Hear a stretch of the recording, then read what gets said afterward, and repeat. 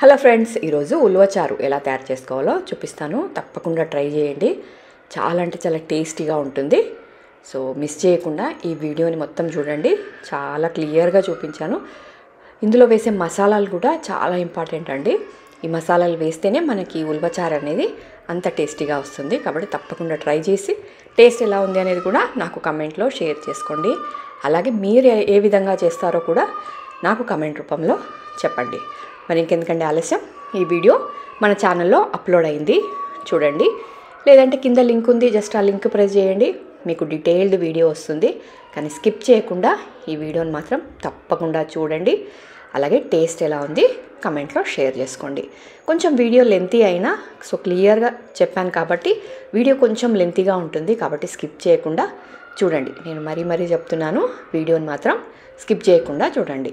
మీరు కూడా ఇలాంటి పర్ఫెక్ట్ ఉలవచారుని చేసుకోవచ్చు. అలాగే మీరు ఏ విధంగా చేస్తారు, ఏమేమి వేస్తారో కూడా నాకు కమెంట్లో షేర్ చేయండి.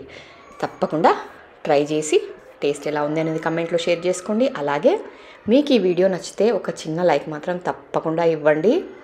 ఒక చిన్న లైక్ ఇస్తే మన వీడియో అనేది ఇంకెంతమందికి రీచ్ అవుతుంది. కాబట్టి తప్పకుండా ఒక చిన్న లైక్ ఇచ్చి అలాగే మన వీడియోని మీ ఫ్రెండ్స్ అండ్ ఫ్యామిలీకి కూడా షేర్ చేయండి. సో ఇందులో వేసే ఈ మసాలా ద్వారా మనకి ఉలవచారు అనేది అంత టేస్టీగా ఉంటుంది. అసలు ఈ ఉలవచారు మీరు ఒకసారి రుచి చూసారంటే ఇంకా నాన్ వెజ్ కూడా పక్కన పెట్టేస్తారండి, అంత టేస్టీగా ఉంటుంది.